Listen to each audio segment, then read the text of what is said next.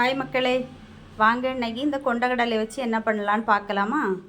நைட்டே கொண்டக்கடலையை நம்ம நல்லா ஊற வச்சிடணும். பார்த்திங்க, ஊற வச்சுட்டு அந்த தண்ணியெல்லாம் வடிச்சிட்டு நம்ம குக்கருக்கு மாற்றிக்கிடலாம்.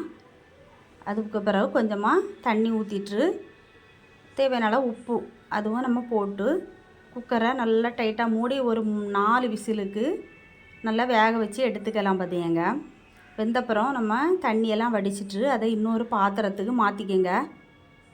ஏன்னாக்கி கொஞ்சம் ஆறணும். பார்த்திங்க, அது ஏன்னா நம்ம மிக்ஸி ஜாரில் தான் அதை கொஞ்சம் குறப்பாக நம்ம அரைக்க வேண்டிய இருக்குது. அதனால் அதை கொஞ்சம் ஆறனாக்கி நல்லது. பார்த்திங்களா, அதனால் கொஞ்சம் ஆற வச்சு நம்ம மிக்ஸி ஜாருக்குள்ளே கொஞ்சம் கொஞ்சமாக போட்டு இந்த மாதிரி குறப்பாக அரைச்சி எடுத்துக்கணும்.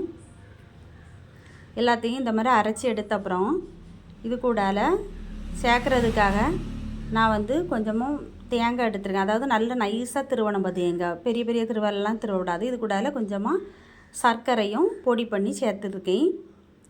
இந்த ரெண்டையும் நல்லா சேர்த்து நல்லா மிக்ஸ் பண்ணி இந்த மாதிரி எல்லா இடம் படுது மாதிரி நல்லா கலந்துக்கங்க. இப்போ இந்த மாதிரி உருட்டி புடி கொழுக்கட்டை மாதிரியோ உருண்டையாட்டோ நம்ம உருட்டி எல்லாத்தையும் எடுத்துக்கலாம். ரொம்ப டேஸ்ட்டாக இருக்கும். பார்த்திங்க, சாப்பிட்றதுக்கு ரொம்ப சத்தான இது. பிடிச்சிருந்தனா லைக் பண்ணுங்கள், ஷேர் பண்ணுங்கள், சப்ஸ்கிரைப் பண்ணுங்கள்.